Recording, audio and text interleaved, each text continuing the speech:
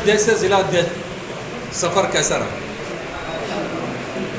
सबसे पहले तो आप सभी मीडिया बंधुओं को बहुत बहुत बधाई, बहुत बहुत धन्यवाद। आप लोग हमारे शुरुआती दिनों से संघर्ष के साथी रहे हैं और जितना भी हमने जनहित का मुद्दा उठाया है आप लोगों ने उसको बहुत मुखरता से सेम टू सेम जनता के बीच में लाने का कार्य किया है। इसलिए हमारे अंदर जो भी क्षमता थी उसको ऊपर करने में आप लोगों की महत्वपूर्ण भूमिका रही है। इसलिए हम आप सभी लोगों को हाथ जोड़ करके बहुत बहुत धन्यवाद देते हैं और इसी तरह से साथ बनाए रखें। पीड़ित पक्ष के साथ ईमानदारी और दमदारी से खड़ा रहूँगा और जहाँ तक बात हुई महानगर से जिलाध्यक्ष बनने की प्रक्रिया, 2 साल में महानगर अध्यक्ष रहा, मैंने अपने जिम्मेदारियों को बखूबी निभाया। जो हमारे पुराने साथी थे, जो हमारे नए साथी थे, उनको लेकर के नगर निगम चुनाव भी हमने लड़वाया। हमारे सारे कार्यकर्ता जो नगर निगम के चुनाव में थे वो आज भी हमारे साथ हैं और उसी तरह से जिलाध्यक्ष का भी अपनी जिम्मेदारियों का मैं निर्वहन करूंगा और पूरे जिले में कोशिश करूंगा कि ये गोरखपुर जिला जो सीएम सिटी के नाम से जाना जाता है, आने वाले समय में आम आदमी पार्टी के नाम से जाना जाए, ये मेरी पूरी कोशिश रहेगी। इधर आम आदमी पार्टी के जो भी वो हैं रिएक्शन से वो थोड़े कम हो गए हैं। अभी जैसे देखिए कि 2 दिन के अंदर इतनी बारिश हुई, पूरा शहर जलमग्न हो गया। कुछ एक मोहल्ले में 3-3 महीने से उसमें निकाल करके स्वेट रखा हुआ है, उठा नहीं रहे, वहाँ आना जाना दुर्भर है।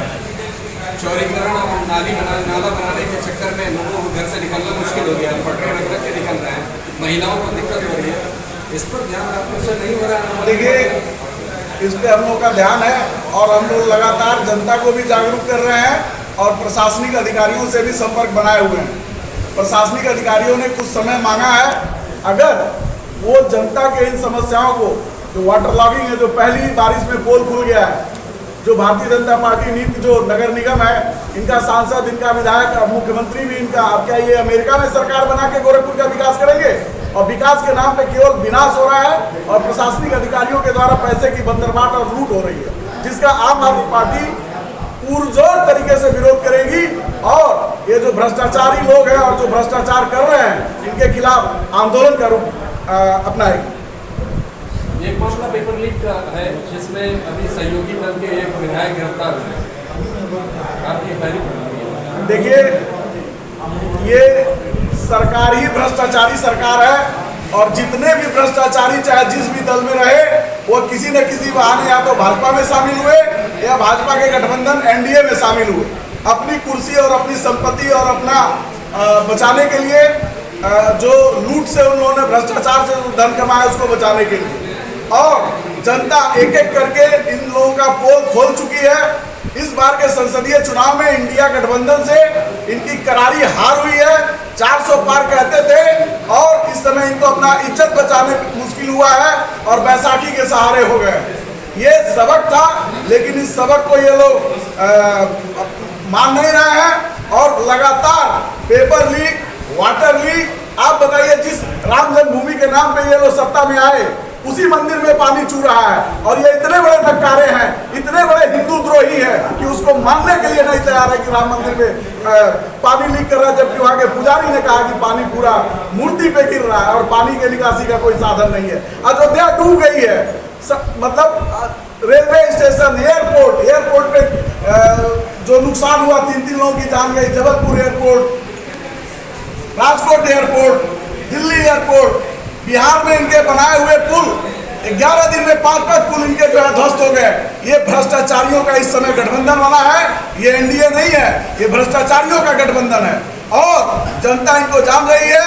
आने वाले 2027 में उत्तर प्रदेश विधानसभा से इनको बाहर करेगी और हो सकता है उसके पहले ही केंद्र सरकार, इंडिया गठबंधन के लोग जितने भी हैं, जितने भी साथी हैं, जितने भी दल हैं, मिल करके केंद्र से भी इनको सत्ता से बाहर करेंगे। 2 बिंदुओं पर ध्यान आपका जानना चाहेंगे। आपका घटक दल है समाजवादी पार्टी। कल समाजवादी पार्टी के छात्र सभा है, उसने एक ज्ञापन किया है जिलाधिकारी के कि नीट की परीक्षा को रद्द की जाए। उस पर आपका रिएक्शन जानना चाहेंगे। दूसरा सवाल यह है कि अभी विगत दिनों छत्तीसगढ़ में मॉब लिंचिंग हुई है, जिसमें कल कांग्रेस ने ज्ञापन दिया है राष्ट्रपति को कि वो जो मॉब लिंचिंग हुई है उसमें जो भी बच्चे मारे गए हैं उनके परिवार को सरकारी नौकरी दी जाए और मुआवजा दिया जाए, और 304 सेक्शन से हटा करके 302 का मुकदमा वहाँ दर्ज किया जाए, एसपी और डीएम को हटाया जाए। आपकी प्रतिक्रिया? देखिए, नीट के खिलाफ जो पहला रिएक्शन आया था वो आम आदमी पार्टी का आया था, और हमारे नेता, प्रखर वक्ता और विपक्ष की आवाज बने राज्यसभा सांसद आदरणीय संजय भैया जी ने उठाया था, जो कि हमारे प्रदेश के प्रभारी भी हैं, और कांग्रेस के युवा संगठन ने कल किया था, वो भी इंडिया गठबंधन के साथ ही है। लेकिन आपको मैं बता दूं, नीट परीक्षा पे आम आदमी पार्टी ने शुरू के दूसरे ही दिन में बहुत बड़ा धरना प्रदर्शन किया था और शासन को ये चेताया था कि ये परीक्षा कैंसिल की जाए। और इस भ्रष्टाचार में आप देखिए जितनी भी गिरफ्तारियां हो रही हैं, या तो बिहार से हो रही हैं या गुजरात से हो रही हैं, ये आप कहीं भी देखिएगा, जब ये अगर ये किसी रिटायर्ड जज के अंदर में जांच होता तो इसमें भाजपा के लोग संलिप्त पाए जाते, और फिर भी सीबीआई ने एक इनके जो सहयोगी दल है सुभाषपा, उसके विधायक बेदी राम को गिरफ्तार किया है पूछताछ के लिए। आप देखिएगा, नीट जो घोटाला हुआ है वो व्यापक घोटाले से भी बड़ा घोटाला है। और मैं आपको बता देना चाहता हूँ, ये 24 लाख विद्यार्थियों के साथ इन्होंने जो खिलवाड़ किया है, ये जो है ये कभी भी क्षम्य नहीं है, मान्य नहीं है।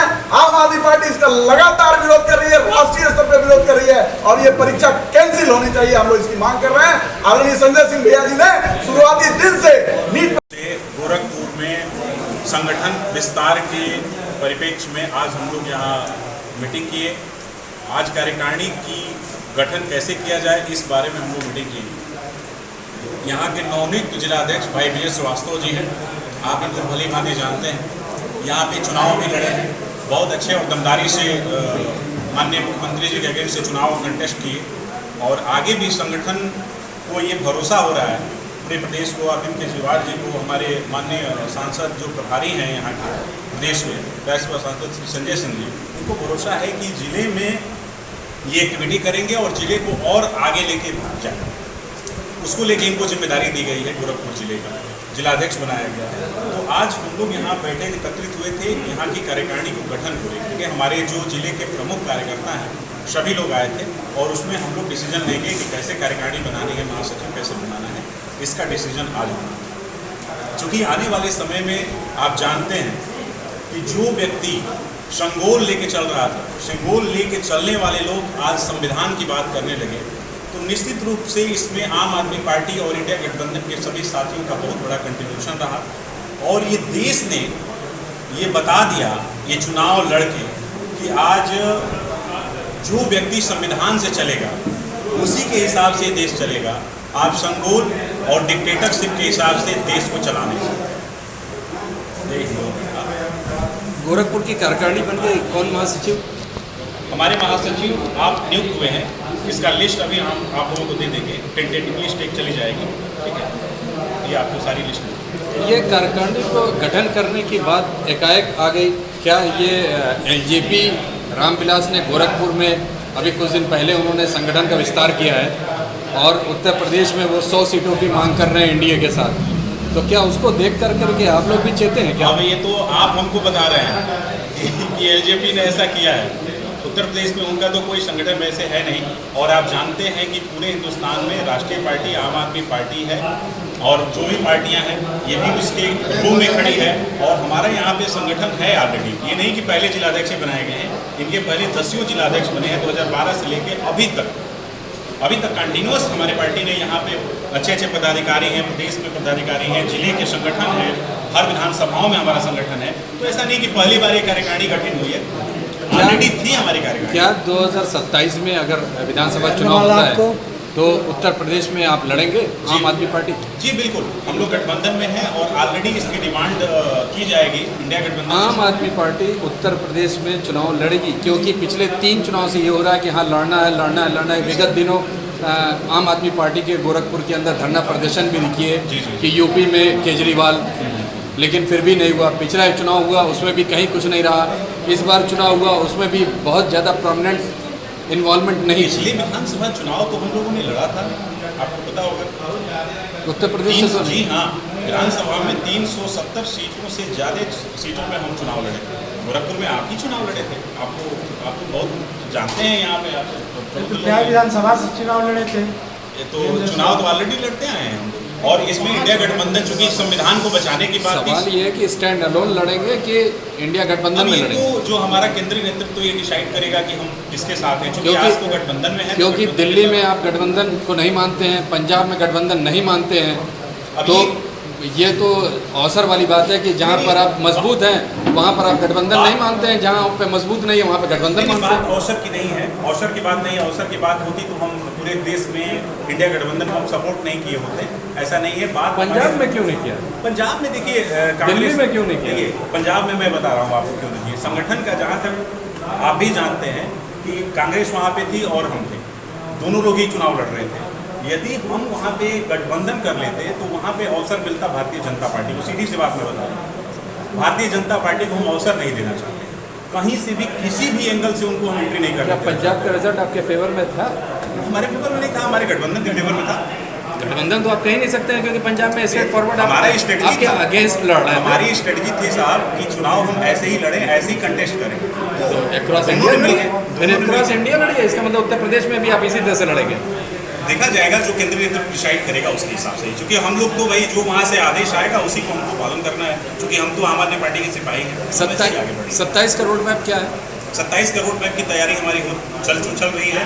सारे विधानसभाओं में जो संगठन के लोग जो चुनाव लड़ना चाहते हैं उनको एक्टिव कर दिया गया है, वो अपनी जिम्मेदारी संभाल रहे हैं। विधानसभा और बूथ लेवल पे हमारी गठन करने की जिम्मेदारी चल रही है। आपका शुभ नाम? मैं प्रवीण यादव, पूर्वांचल प्रांत का उपाध्यक्ष हूँ, इस जिले का प्रधान। कुछ अध्यक्ष जी से बात हाँ बिल्कुल।